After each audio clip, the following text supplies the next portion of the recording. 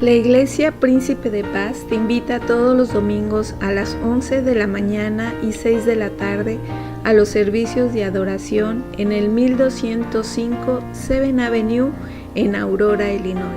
Y todos los viernes te invitamos a que te conectes por Facebook o YouTube a los estudios bíblicos a las 7 de la tarde. Gózate y aprende de la abundante gracia de nuestro Señor Jesucristo y exalta su nombre con nosotros. Te esperamos con los brazos abiertos.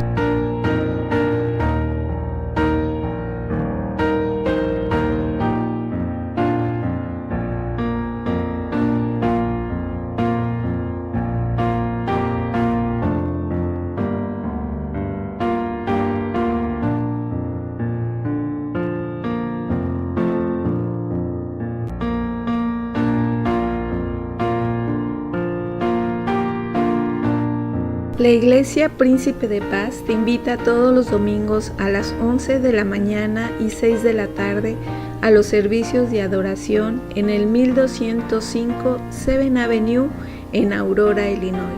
Y todos los viernes te invitamos a que te conectes por Facebook o YouTube a los estudios bíblicos a las 7 de la tarde. Gózate y aprende de la abundante gracia de nuestro Señor Jesucristo y exalta su nombre con nosotros. Te esperamos con los brazos abiertos.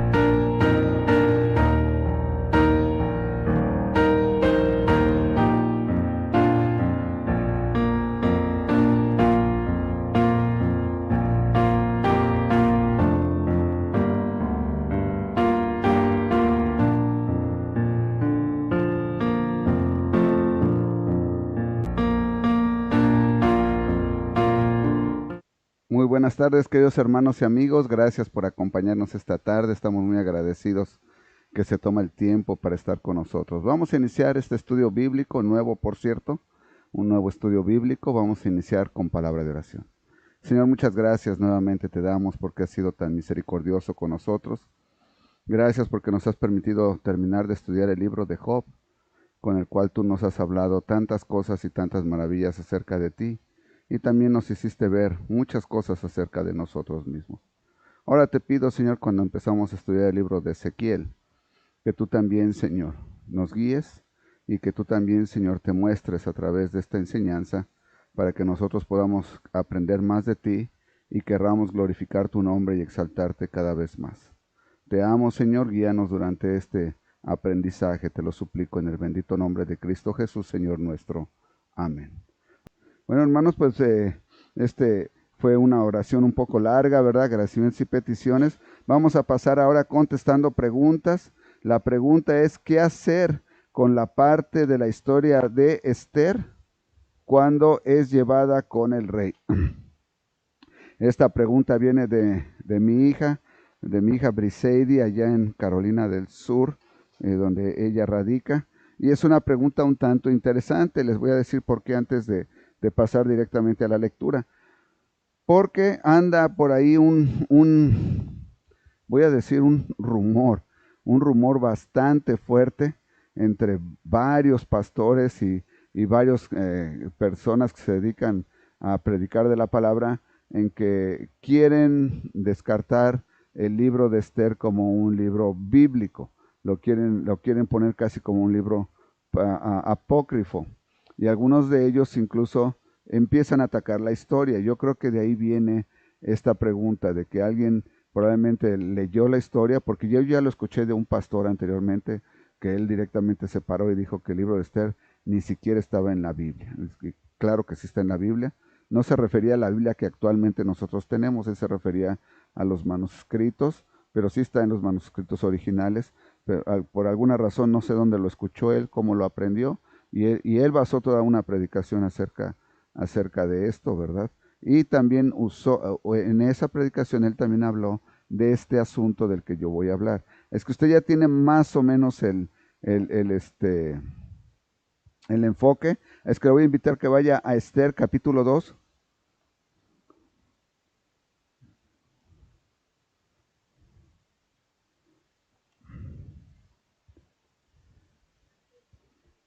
Sí, ya sé que está antes de Job. Dice mi esposa que les diga que está antes de Job. Si ya encontraron Job, está antes de Job. Yo pensé que me decía a mí, le digo, sí, ya sé que está antes de Job. Es que si usted abre su Biblia en Salmos, vaya hacia atrás y va a encontrar Job, va un libro más hacia atrás y ya va a estar Esther. Es un libro pequeñito, pero es un libro canonizado. Ahora, ¿qué quiere decir canonizado? Porque con esto del internet hay tanta cosa, ¿verdad? Canonizado no quiere decir que la Iglesia Católica lo autorizó y dijo que eso era. Canonizado quiere decir que fue encontrado primeramente entre los rollos de los manuscritos de la Biblia y después fue analizado y ha venido siendo analizados porque los manuscritos que encontraron la Biblia no solamente encontraron estos dos libros de la Biblia, han encontrado otros libros y libros que no correspondían al Señor ni nada de esto. Y entonces las iglesias con el tiempo los fueron estudiando y los que no hablaban nada acerca del Señor, que no le daban la honra y gloria al Señor, todo esto los fueron desechando. Esto quiere decir canonizado. Bueno, el libro de Esther es canonizado, está entre ellos. Ok, la pregunta, usted ya conocerá la historia de Esther. Si usted no la conoce, la puede leer. Le puedo hacer un pequeño resumen rápidamente, ¿verdad? El libro de Esther sucedió cuando estaba el pueblo de Israel en el exilio. Ustedes recuerdan cuando estuvimos viendo Jeremías, ¿verdad? Que cuando estudiamos Jeremías, Jeremías les advirtió al pueblo que si no se arrepentían, que si no se volvían al Señor, iba a venir otro rey y los iban a llevar cautivos y todos sus hijos, y se los advirtió una y otra vez. Y el pueblo de Israel, como muchos de nosotros, no se arrepintió, siguió en sus caminos y finalmente fueron invadidos por el rey de Babilonia y llevados presos a otras tierras. Esto se le llama, ¿verdad? A eso se le llama cuando estuvieron fuera de Israel. Ahora, este libro es en ese tiempo, cuando están fuera de Jerusalén, cuando fueron llevados cautivos. Entonces, durante este tiempo, también ahorita vamos a ver Ezequiel también tiene algo que ver con esto. Es que está sucediendo esto. Los judíos están cautivos, están bajo el dominio babilónico o de uno de los ah, reinos que Babilonia les permitía ejercer dominio sobre ellos, y Esther es parte de la familia de los judíos. Esther era hija única hasta donde tenemos entendido, y sus papás fallecen, los dos, ambos fallecen, y ella queda huérfana, y al quedar huérfana, su tío Mardoqueo la recoge, y él la adopta, y él la cuida, y obviamente la quiere mucho. Cuando Mardoqueo ya está educando y llevando adelante a Esther, cuando sucede en el reino que la esposa del rey, la reina Basti, le es llamada delante del rey para que fuera presumida, y esto usted lo puede tomar como usted quiera. El rey es mundano, es un rey mundano completamente, y manda a llamar a la reina cuando ya están alcoholizados él y sus invitados, para presumirlas qué guapa y qué hermosa es la reina Basti, y la reina Basti no asiste, se niega a ir. Por lo tanto, el rey Asuero dice que no quiere saber nada de Basti, le pregunta que qué tienen que hacer con ella. Sus allegados, por miedo de que sus esposas también se rebelen contra ellos, le dicen, quítala del reinado, que no sea reina más. Eso es importante, porque las personas que están hablando ahora de este libro de Esther dicen que Esther nunca fue reina. Claro que fue reina. Aquí el libro lo dice, que fue llamada reina. Entonces, ya que fue quitada Basti del reinado, entonces le dicen al rey que manden a personas a las provincias y que busquen mujeres vírgenes de buen parecer, que las traigan delante de él para que les escoja una nueva reina. Ahora ya entendió en qué parte de la historia nos encontramos. Estamos en el capítulo 2, cuando Esther es traída también. La Biblia no nos especifica que fue traída a la fuerza, pero se entiende que fue traída probablemente contra su voluntad y contra la voluntad de su papá, pero no podían hacer nada porque recuerde que ellos estaban cautivos. La Biblia no especifica esto, ¿ok? Le aclaro, no voy a decir, no, hermano, yo no leo, no. La Biblia no especifica, pero se da a entender por qué traen a Esther. Ella no les declara que es del pueblo judío, porque su tío, que viene siendo su padrastro, le dice no vayas a decir nada, y su tío viene tras de ella, tanto la quiere. Y esto es un dato importante acerca de los hijos, ¿verdad? Cuando no son hijos de sangre, que son adoptados, y los papás los aman, a veces los aman tanto como como un hijo propio, porque vea usted, la viene siguiendo y viene para cuidarla, y él se pone y se duerme a la puerta del castillo, ¿verdad? Y ahí está día y noche para saber qué ha sido de Esther. Esther es traída delante del que cuida a las mujeres, y Dios le hace que caiga en gracia delante de él, quiere decir que le cae bien, y él empieza a decir cómo vestirse y cómo todo esto. Entonces estamos en el capítulo 2, vámonos directamente al versículo 12. Ahí vamos a empezar a leer. Dice, y cuando llegaba el tiempo de cada una de las doncellas, porque recuerde que trajeron a muchas doncellas y se las iban a ir presentando al rey una por una para ver con cuál el rey decidía quedarse. Con cada una de las doncellas para venir al rey Asuero, después de haber estado 12 meses conforme a la ley acerca de las mujeres, pues así se cumplía el tiempo de sus atavíos. Quiere decir que por 12 meses, fíjese bien, por 12 meses las estaban tratando bien, un año. Quiere decir que las bañaban, las perfumaban, las trataban de lo mejor para que cuando vinieran a la presencia del rey, estuvieran lo más guapas y olieran lo más bonito posible.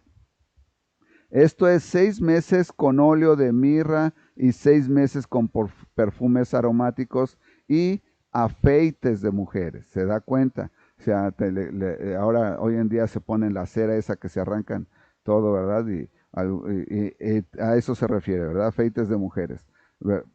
Entonces la doncella venía hacia el rey, todo lo que ella pedía se le daba para venir ataviada con ello desde la casa de las mujeres hasta la casa del rey.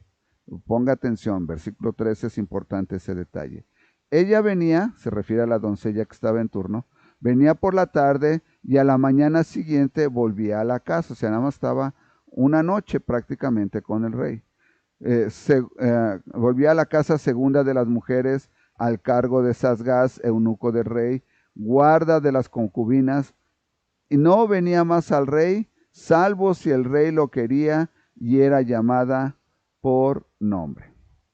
Cuando le llegó a Esther, hija de Abihail,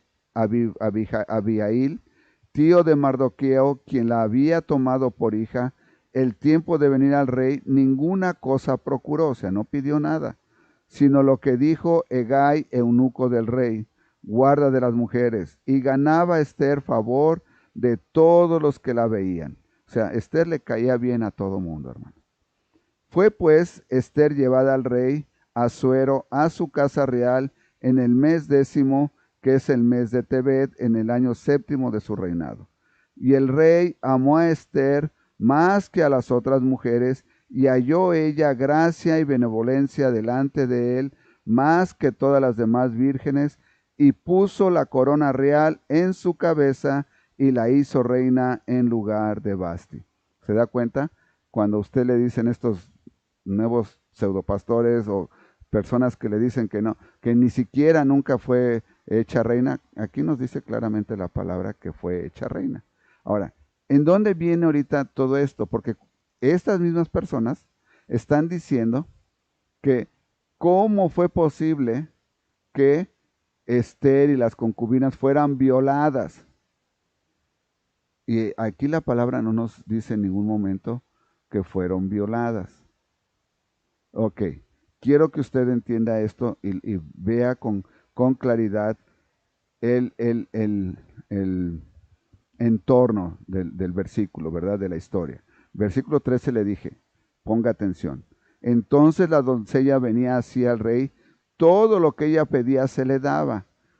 ¿Se da cuenta? Las doncellas hacían todo lo posible para caerle bien al rey. Ellas eran parte de esta situación que estaba sucediendo. No eran forzadas. No estaban siendo, ¿por qué? Porque se sabía que la que el rey decidiera iba a ser la reina. Por lo tanto, ellas no iban contra su voluntad. Usted simple y sencillamente piense, hay mujeres que por posición de dinero, por posición económica, son capaces de hacer lo que sea. En alguna ocasión salió por ahí un estudio, alguien hizo tratar de hacer un estudio acerca de las mujeres del Chapo y lo tuvieron que detener porque no saben cuántas esposas tenía. Fueron al pueblo de donde según estaba la casa del Chapo originalmente y le preguntaron a las mujeres del pueblo que si ellas lo conocían. Algunas dijeron que sí, otras dijeron que no, que nada más habían oído de él, que era muy buena persona, que hacía muchas cosas buenas por el pueblo, había pavimentado, había construido escuelas, había hecho muchas cosas buenas por el pueblo. Y luego le preguntaron a una de ellas, ¿y tú te acostarías con él por dinero? Dice, si me hace su esposa, claro, dice, voy a tener todo lo que yo quiera, sí. Pues de esa manera él tenía muchísimas esposas y con ellas tenía hijos. Algunos son los reconocidos, otros son los perdidos, ¿verdad?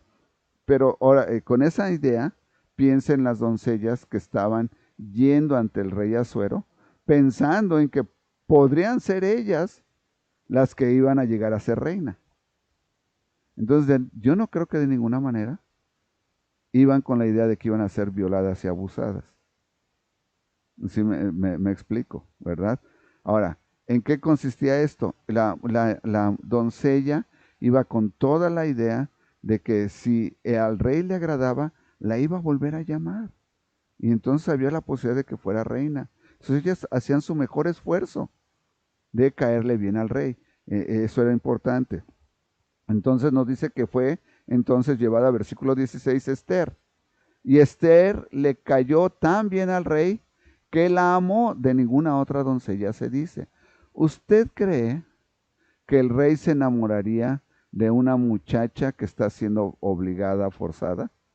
Que está llorando, gritando y pataleando y mordiendo porque no quiere que el rey tenga relaciones con ella. No, definitivamente no. Definitivamente podemos entender que Esther participó también en esta situación. Vamos a continuar leyendo. Me la amó más que a todas las demás vírgenes y puso la corona real en su cabeza y la hizo reina en lugar de Basti. Hizo luego el rey un gran banquete para todos sus príncipes y siervos, el banquete de Esther, y disminuyó tributo a las provincias, se hizo y dio mercedes conforme a la generosidad real. Bueno, Esther ganó el concurso, se puede decir, ¿verdad? Así es que esto era muy importante. Ahora, si nosotros lo vemos, y esto es interesante, yo le he recomendado a usted que hay ciertos libros que es bueno leer y hay ciertos libros que no es bueno leer. Y definitivamente hay libros en los que el autor del libro pone mucho énfasis en su punto de vista. Y entonces hace que el lector tome la posición de él.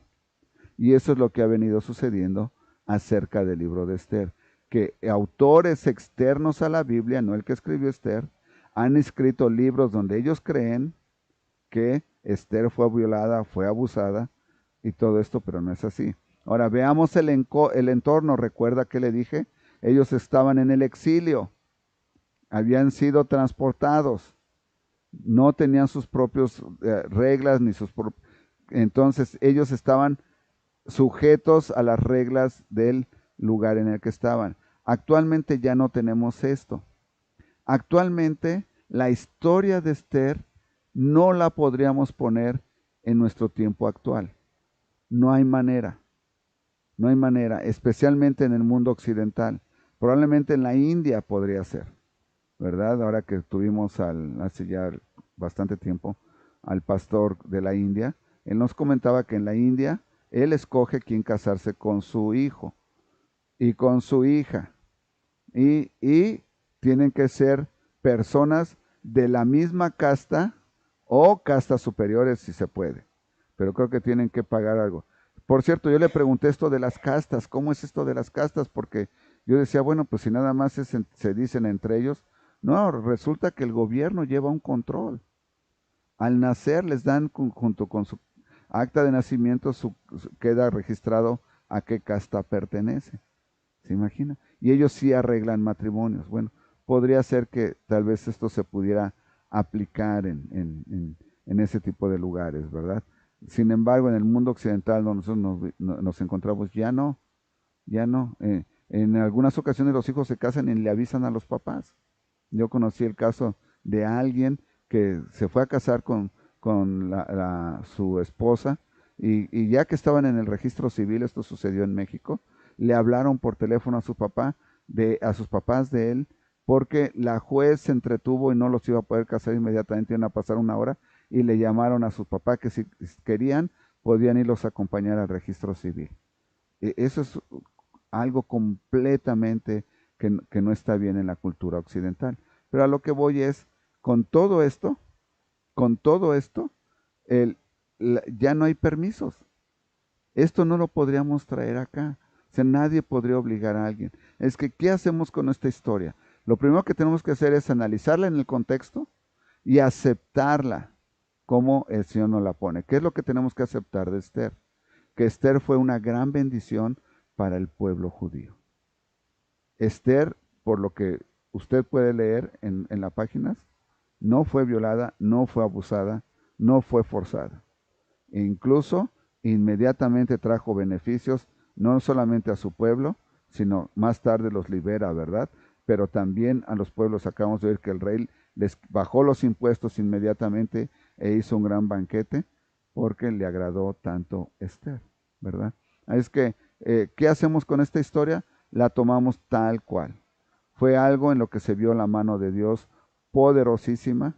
Las personas cumplieron el propósito para el que el Señor las llamó y el Señor se manifestó en la vida de ellas, de esas personas, al ser obediente. Lo vimos en Esther, lo vemos en su tío Mardoqueo, ¿verdad? Lo querían ahorcar y resulta que su enemigo fue colgado. Lo querían humillar y resulta que fue paseado en el caballo real.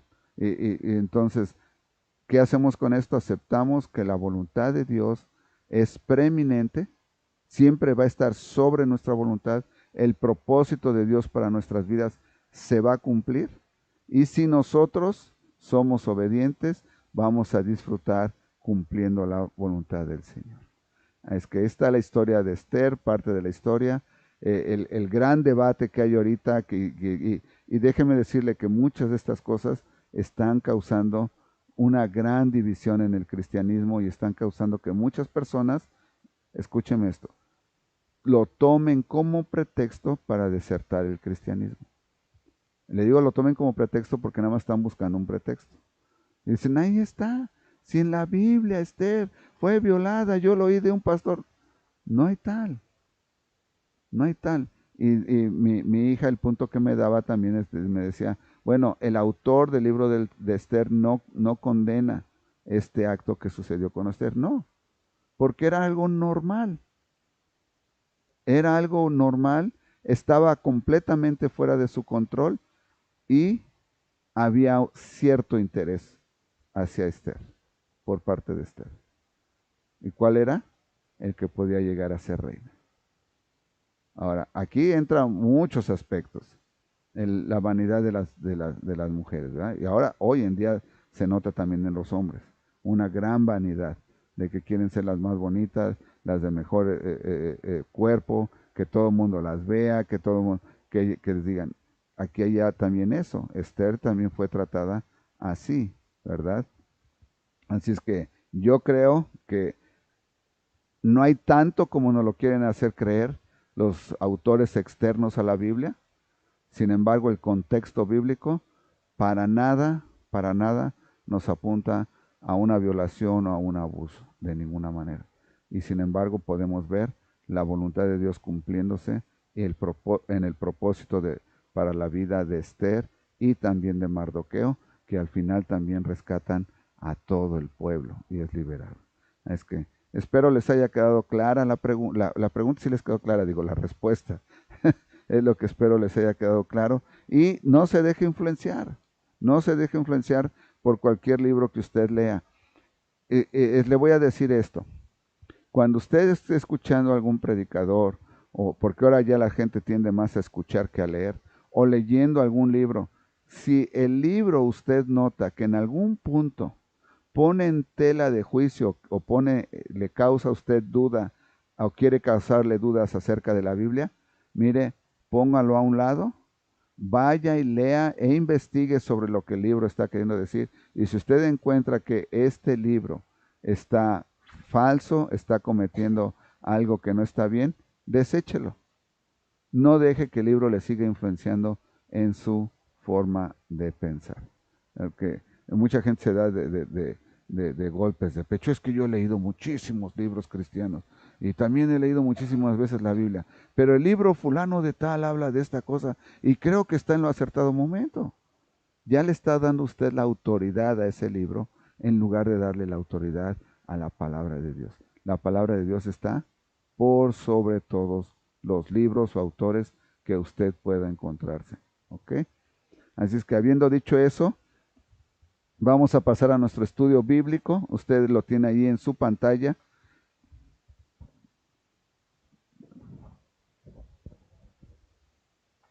Perdón, estaba tomando tantita agua. El estudio bíblico se llama Introducción y Visión de Ezequiel. Es que espero que usted lo encuentre atractivo. Y está hasta hacia adelante de Job y de Salmos, ¿verdad? Si usted encuentra Lamentaciones, el siguiente libro es Ezequiel. Y si usted encuentra Daniel, es antes. El libro antes de Daniel. Okay. Y decidí hablar de Ezequiel. Pero antes de iniciar, le voy a dar una pequeña introducción para que sepamos. Porque este estudio del libro de Ezequiel es muy diferente al libro de Job, mucho, muy diferente. El libro de Ezequiel es un libro profético, ¿verdad? Algunas profecías ya se cumplieron. Otras profecías todavía no se cumplen. Y puede llegar a ser un tanto frustrante porque habla de muchísimos símbolos. Ahora, quiero que le quede claro, yo no voy a tratar de descifrar qué significa cada símbolo. Lo vamos a estudiar tal cual está, tal cual el Señor nos lo da, porque yo no tengo la autoridad, no creo que el Señor me la haya dado, no tengo la idea y no tengo los conocimientos ni los estudios para tratar de meterme a descifrar qué significa cada cosa. Muchas personas que se han tratado de meter a descifrar lo que las profecías significan, muchas han quedado muy mal, ¿verdad? Por cuando habla precisamente de simbología, porque no sabemos. Es que lo único que podemos hacer es tomarlo tal cual. Ok. Ahora, habiendo dicho esto, ¿cuándo sucedió el libro de Ezequiel? La historia que nos dan en Ezequiel, ¿cuándo sucedió? Fue en el Antiguo Testamento, obvio. Y sucedió también cuando estaban cuando habían salido de Babilonia, cuando habían sido transportados. Ese tiempo se llama en el exilio. Es que a mí de repente se me olvida la palabra, cuando se me mezcla en que no hablo inglés y no hablo español, y a veces ya ninguno se me olvida la palabra, pero se le llama que se encontraban en el exilio. ¿Quiénes estaban en el exilio? Ezequiel no era uno de los únicos. Recuerda que también Jeremías fue llevado dentro de los que fueron transportados o en el exilio.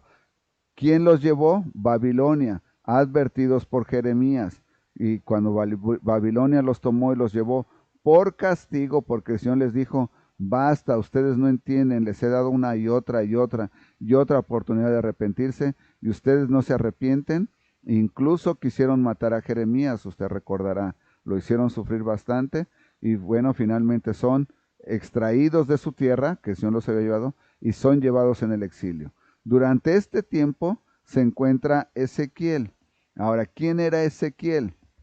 Ahorita vamos a leer el capítulo 1 y vamos a entender. Pero Ezequiel fue uno de los pocos que fueron profetas y sacerdotes del templo al mismo tiempo. Son pocos los que fueron de esta manera. y Ezequiel es uno de ellos. Así es que Ezequiel fue escrito durante el cautiverio, ¿verdad?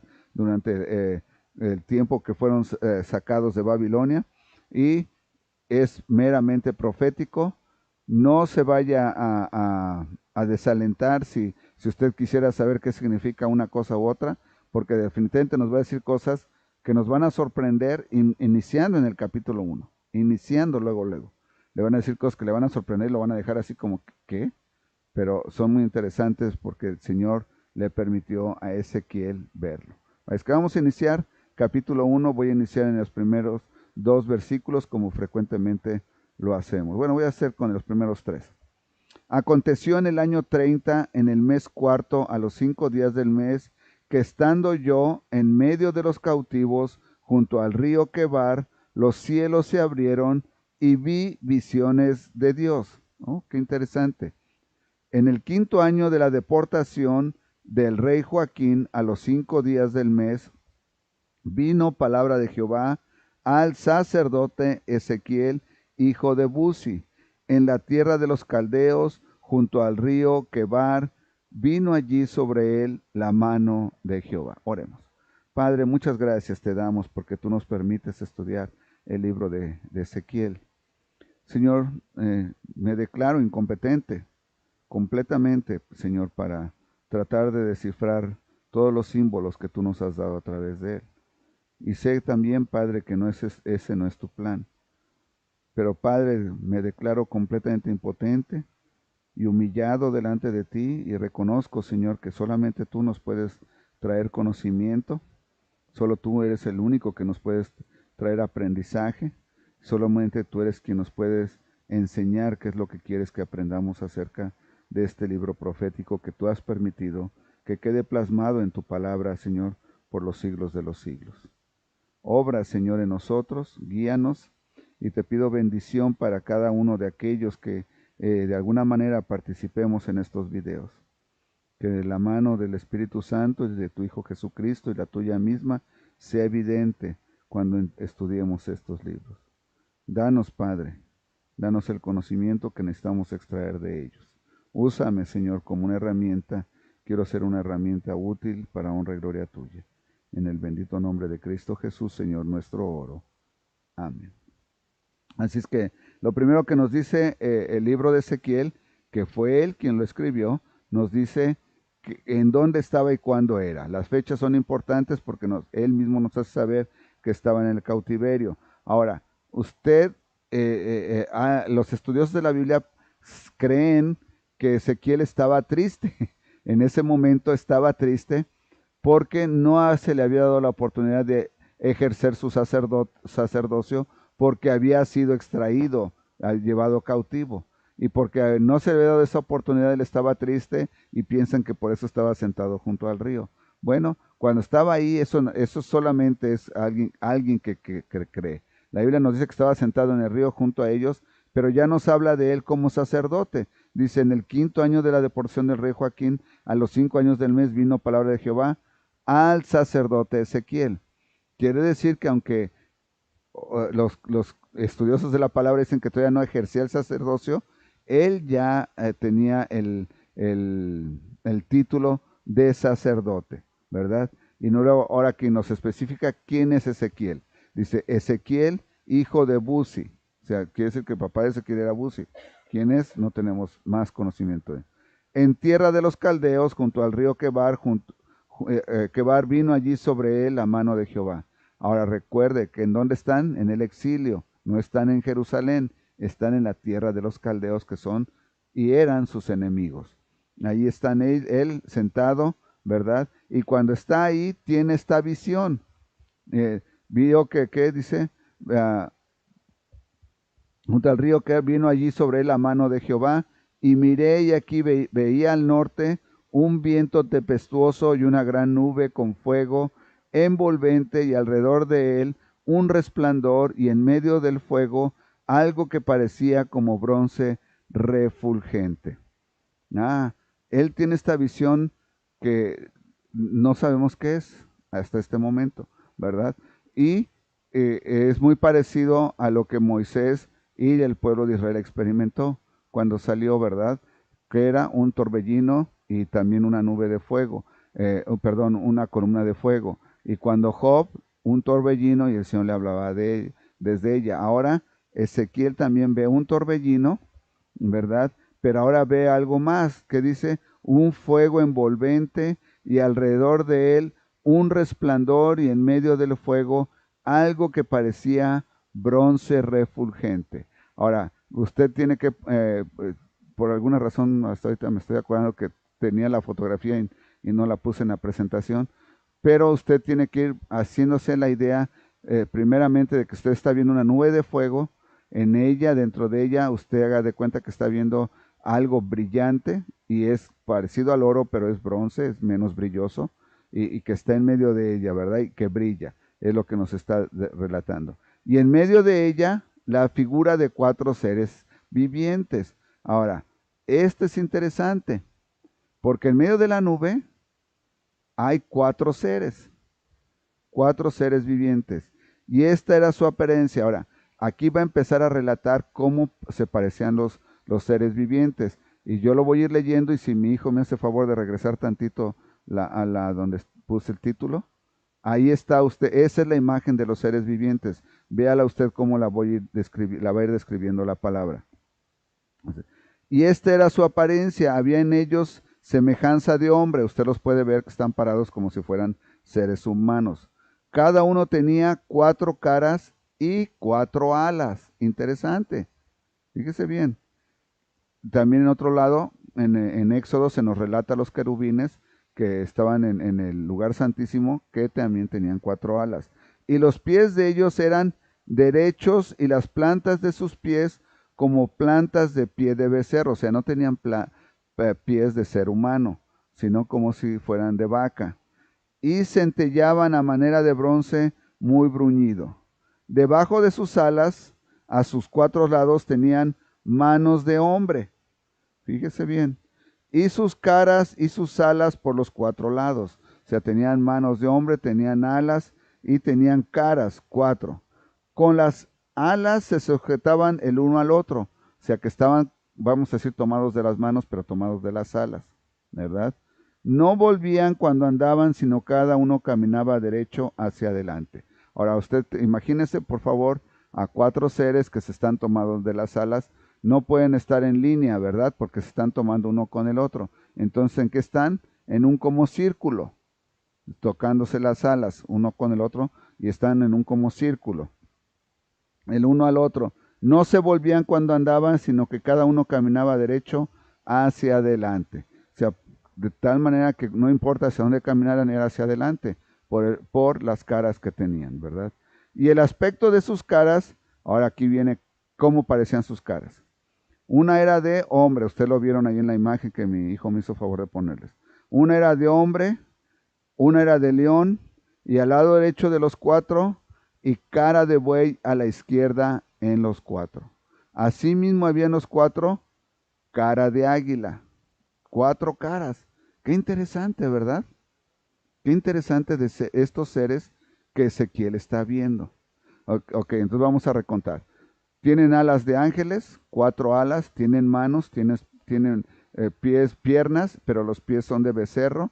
Se están tomando de las alas y como se están tomando cada uno, entendemos que están en un círculo, ¿verdad? Y hacia donde se muevan es hacia adelante. Eso es importante. Así eran sus caras y tenían sus alas extendidas por encima cada uno 2, las cuales se juntaban y las otras 2 cubrían sus cuerpos. Ok. Entonces estaban alrededor tomados con un set de alas y el otro juego de alas se cubrían su cuerpo. Es que vieron la figura que había yo puesto, se están cubriendo su cuerpo. Por alguna razón el Señor no permite que vean su cuerpo. Es que cubrían sus cuerpos y cada uno caminaba derecho hacia adelante, nuevamente nos lo recuerda, hacia donde el Espíritu les movía que anduviesen y andaban y cuando andaban no se volvían. Muy interesante. ¿Qué es lo que nos está dando a entender aquí Ezequiel? Aunque eran seres vivientes, no tenían voluntad propia. Eran movidos por la voluntad del Espíritu Santo. Usted vio que dice, eran movidos por quién. Iban hacia adelante, versículo 12, perdón, hacia donde el Espíritu les movía que anduviesen. Andaban y cuando andaban no se volvían. Cuanto a la semejanza de los seres vivientes, su aspecto era como de carbones de fuego encendido, como visión de hachones encendidos, y que andaban entre los seres vivientes, y el fuego resplandecía, y del fuego salían relámpagos. Si eran como seres de fuego, vamos a describirlo de esa manera. Y los seres vivientes corrían y volvían a semejanza de los relámpagos. ¡Wow! ¿A qué se refiere? Que eran tan rápidos sus movimientos que parecían relámpagos. ¿Usted ha visto un relámpago qué rápido cae y qué rápido desaparece? ¿Verdad? Así se movían y corrían ellos. Mientras yo miraba, los seres vivientes, él estaba atónito, Ezequiel estaba fascinado viendo estas criaturas. Yo creo que yo hubiera estado aterrado, ¿verdad? Pero él estaba fascinado, obviamente porque el Señor le permitía tener ese valor. Dice, versículo 15, mientras yo miraba los seres vivientes, he aquí una rueda sobre la tierra junto a los seres vivientes a los 4 lados. Okay, aquí algunos interpretan que era una rueda para cada uno. Ahorita no se sabe bien si aparte había otra rueda, pero bueno. El aspecto de las ruedas, aquí nos habla en plural, ¿verdad? Y su obra era semejante al color del crisólito. Y las 4 tenían una misma semejanza, o sea, eran muy parecidas las ruedas. Su apariencia y su obra eran como rueda en medio de rueda. ¿Qué es esto, hermanos? Usted ha visto esas, tiene un nombre. Bueno, está el círculo y en medio tiene otro círculo y tienen un solo eje y se pueden mover independientemente uno del otro, ¿verdad? Este se puede mover así y giroscopio, se llama así, giroscopio. Y este se mueve así. Así eran estas ruedas, similares, así me las imagino, porque estaban una dentro de la otra. El aspecto de las ruedas, su obra era semejante al color del crisólito, y una rueda en medio de la otra. Versículo 17. Cuando andaban, se movían hacia sus 4 costados, no se volvían cuando andaban. Ahora, ¿a quién se está refiriendo? A las ruedas. Pareciera que las ruedas nos las está describiendo de una manera independiente de los seres, ¿verdad? Independiente de los seres. Y cuando los seres vivientes andaban, las ruedas andaban junto a ellos. O sea, había una relación entre los seres vivientes y las ruedas. Y cuando los seres vivientes se levantaban de la tierra, las ruedas se levantaban. Ahora, ¿qué quiere decir esto? Flotaban. Flotaban, se levantaban. Hacia donde el Espíritu les movía que anduviesen, andaban. Hacia donde los movía el Espíritu que anduviesen, las ruedas también se levantaban tras ellos. Y ahora ponga atención en este detalle. Porque el espíritu de los seres vivientes estaba en las ruedas. ¡Wow! Y esto es impresionante, hermanos. ¿Por qué? Porque esto es completamente algo nuevo para nosotros. Nosotros fuimos creados a imagen de ¿quién? De Dios fuimos creados. Dios es un ser que tripartita, recuerda, la Divina Trinidad, Dios Padre, Dios Hijo y Dios Espíritu Santo. Nosotros, los seres humanos, fuimos creados a la imagen de Dios. También somos unos seres tripartitas. Nosotros tenemos cuerpo, tenemos espíritu y tenemos alma. Tenemos 3 cosas. Bueno, pero todo está contenido en un solo equipo, vamos a decirlo de esta manera, acerca de nosotros. El espíritu y el alma está dentro de nosotros. En los seres vivientes no es así. El espíritu está en las ruedas. ¿Cómo funciona esto? No lo sabemos. Porque a lo que nosotros nos da la vida y nos alienta a movernos y a tener sensación de hambre, ganas de tener sed, ganas de ir al baño, todo esto es el alma que tenemos. Y está dentro de nosotros. Pero en estos seres vivientes no. El espíritu está en las ruedas. Es algo que si usted se sienta a meditarlo, a lo mejor le va a explotar la cabeza, ¿verdad? Porque ¿cómo?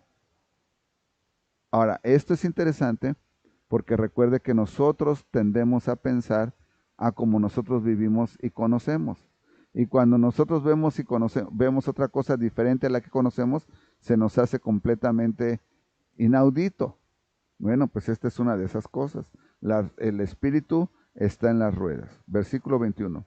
Cuando ellos andaban, andaban ellas, y cuando ellos se paraban ellas. Asimismo, cuando se levantaban de la tierra, las ruedas se levantaban tras ellos, porque el espíritu de los seres vivientes estaba en las ruedas.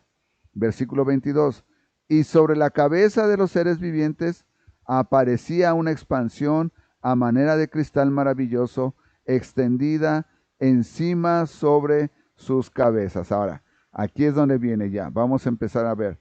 Están los seres vivientes, les dije, como en un semicírculo o círculo, tomados de las manos, se están tapando, tomados de las alas, y nos describe cómo son sus caras, nos describe sus pies. Debajo de sus pies están las ruedas. Y ahora nos dice que encima de sus cabezas, de los cuatro, está una expansión, una superficie, para que usted entienda. Una superficie puede ser, usted lo podría ver como de esta manera para que entienda más claramente, una tabla o un cristal plano así sobre sus cabezas. Pero en Ezequiel se refiere a esto como, a esta superficie, como a una expansión. A manera de cristal maravilloso, extendido sobre sus cabezas. Ahora tenga usted en cuenta, no nos da descripción del tamaño. Nada más nos está diciendo de qué tamaño. Y debajo de la expansión, las alas de ellos estaban derechas, extendiéndose la una hacia la otra, y cada uno tenía dos alas que cubrían su cuerpo. Y oí el sonido de sus alas cuando andaban, como sonidas de aguas, como la voz del Omnipotente, como ruido de muchedumbre, como el ruido de un ejército. Cuando se paraban, bajaban sus alas. O sea que movían las alas para moverse. Y al moverlas hacían un gran ruido. Usted ha estado, yo tuve la oportunidad de un pequeño tiempo ayudarle a un familiar mío que trabajaba en una granja de gallinas, donde hacían crecer los pollos, presentes eran para McDonald's. Crecían los pollos, y luego me pedía de favor que lo ayudara a alimentarlos o a cortarles el pico, o a hacerles algo, y yo iba ahí a ayudarle. Y cuando los pollos todavía no estaban en las jaulas y andaban sueltos, era una escandalera cuando se agitaban y volaban todos, ¿verdad? Ahora imagínense, Ezequiel dice que era un ruido tremendo, al punto que parecía como cuando habla el Señor. Era como si fueran aguas corriendo. Es un ruido muy fuerte que estaba escuchando Ezequiel, ¿verdad? Versículo 25. Cuando se paraban y bajaban sus alas, se oía una voz de arriba de la expansión que había sobre sus cabezas. Ahora, continúa describiendo esta figura. Sobre la expansión había algo más, y de ahí salía una voz. Ahora ya entendió lo que Ezequiel nos está describiendo. Y de ahí salía una voz, ¿verdad? Perdón. De arriba, versículo 25, una voz de arriba de la expansión que había sobre sus cabezas. Y sobre la expansión que había sobre sus cabezas se veía la figura de un trono que parecía de piedra de zafiro, y sobre la figura del trono había una semejanza que parecía de hombre sentado sobre él. Ahora ya usted va entendiendo a qué se refiere Ezequiel. Ezequiel nos está describiendo el trono de Dios Todopoderoso y la figura de Dios Todopoderoso sentado sobre su trono, siendo llevado por estos seres vivos, siendo acarreado por él. Eso es lo que está viendo Ezequiel. Y eso es lo que nos está describiendo. Qué hermoso. Es la primera vez y única vez en que se describe el trono de Dios siendo llevado en su carruaje real por estos seres. Y Ezequiel lo está viendo. El Señor le permitió verlo a Ezequiel. Lo está viendo ahí. Imagínese cómo está Ezequiel cuando está viendo todo esto, ¿verdad? La semejanza de uno como hombre sentado sobre él. Versículo 27. Y vi apariencia como de bronce refulgente, como apariencia de fuego dentro de ella en derredor, desde el aspecto de sus lomos para arriba y desde sus lomos para abajo, vi que parecía como fuego y que tenía resplandor alrededor, como parece el arco iris que está en las nubes del día, que llueve, así era el parecer del resplandor alrededor. Esta fue la visión de la semejanza, subraye esto en su Biblia, de la gloria de Jehová. Y cuando yo la vi, me postré sobre mi rostro y oí la voz de uno que hablaba. Cuando Ezequiel se dio cuenta, dijo, estoy delante del mismo Dios Todopoderoso. E inmediatamente, ¿qué hizo? Se postró en rostro. Esa es la actitud de alguien que reconoce que está ante la presencia de Dios Todopoderoso. Aquí termina el capítulo 1, aquí vamos a detenernos por un momento. Pero este último versículo es interesante, hermanos, porque yo le pregunto, amigo, ¿tú has reconocido la deidad del Hijo de Dios Todopoderoso? Probablemente tú ya eres creyente, vamos a suponer que tú ya eres creyente, y vives una vida de conflicto constante con los que están alrededor tuyo. Probablemente con tu esposa, probablemente con tu esposo, con tus hijos. ¿Y sabes por qué es? Porque aunque tú dices haber conocido al Dios Todopoderoso, no has sido lo humildemente capaz de postrarte en tu rostro y reconocer que el Hijo del Dios mismo, de este ser que acaba de describir Ezequiel, lleno de gloria, que está demostrando su gloria, entregó a su Hijo para rescatarte de la vida, de la muerte eterna. Y por eso tú sigues viviendo una vida de orgullo, una vida de orgullo y de altivez, porque no eres capaz de humillarte delante del Señor y decir, Dios, haz de mí como tú quieras. Es momento en que tú hagas lo que Ezequiel hizo.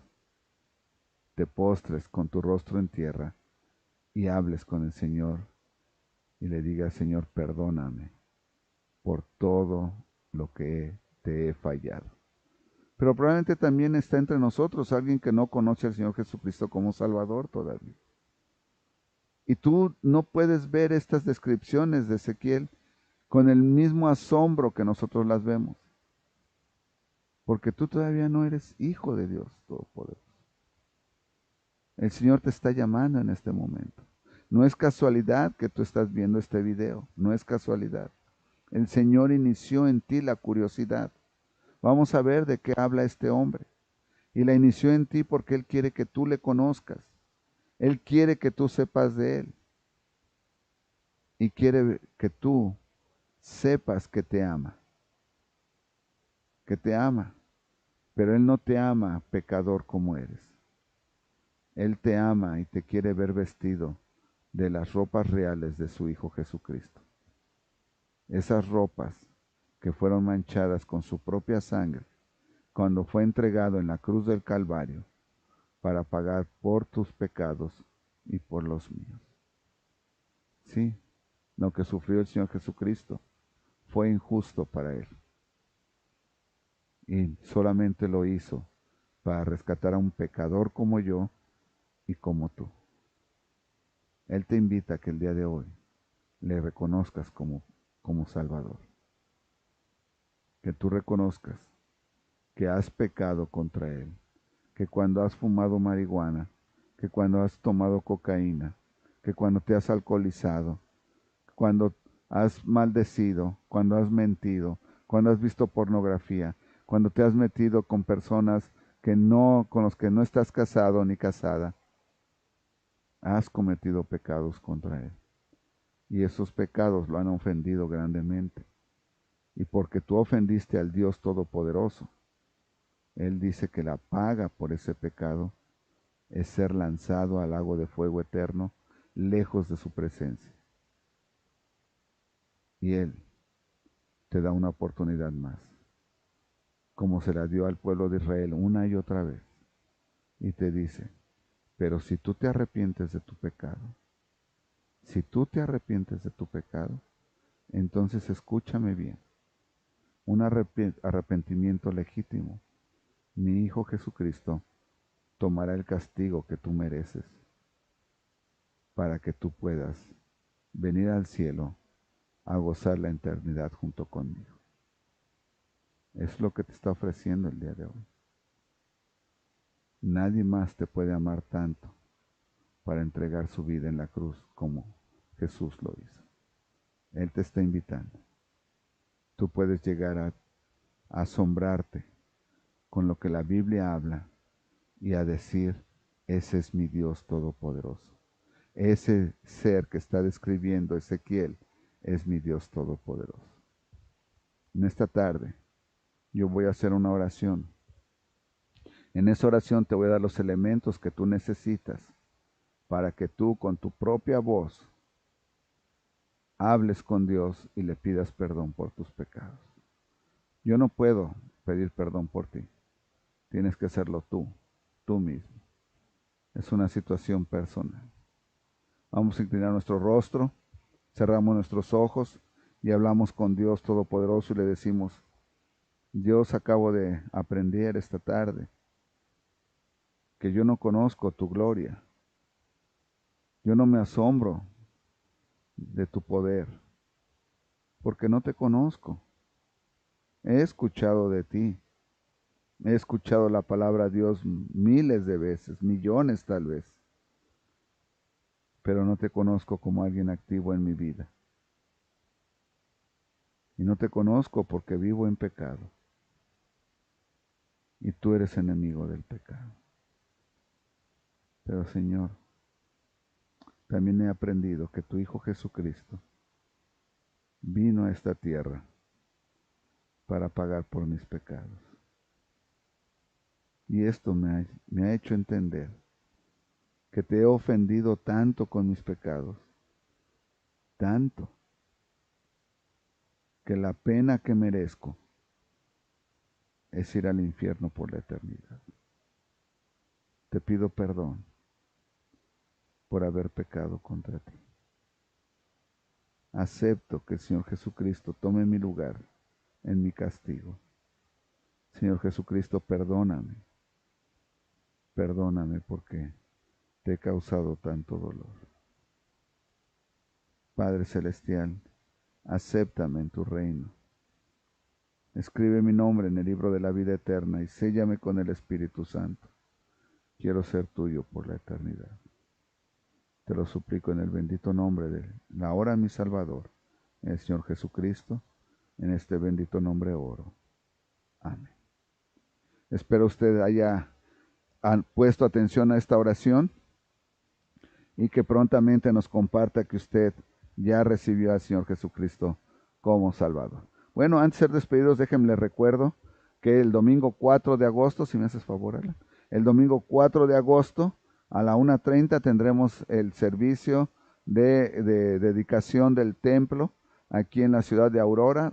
Usted lo va a poder ver, esperemos que sea posible verlo en línea, si es que usted no está en Aurora. Si usted vive aquí en Aurora, Sandwich, Pleno, usted sabe, en el área, será bienvenido a acompañarnos. Va a ser un servicio de dedicación del templo a la 1:30, domingo 4 de agosto, 1:30.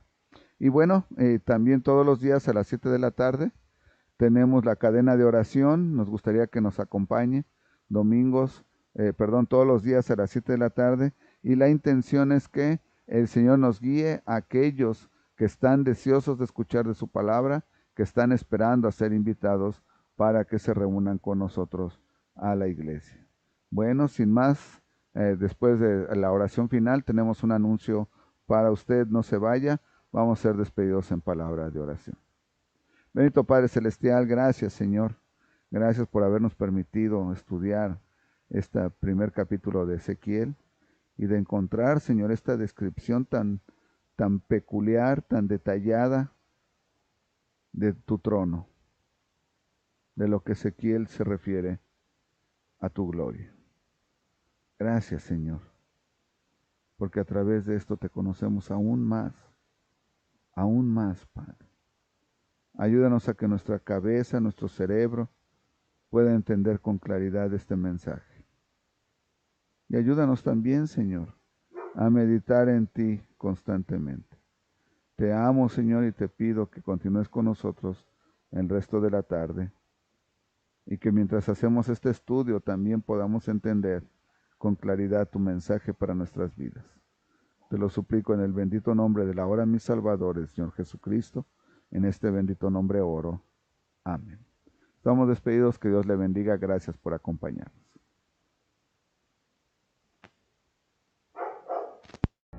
La Iglesia Príncipe de Paz te invita todos los domingos a las 11 de la mañana y 6 de la tarde a los servicios de adoración en el 1205 7th Avenue en Aurora, Illinois. Y todos los viernes te invitamos a que te conectes por Facebook o YouTube a los estudios bíblicos a las 7 de la tarde. Gózate y aprende de la abundante gracia de nuestro Señor Jesucristo y exalta su nombre con nosotros. Te esperamos con los brazos abiertos.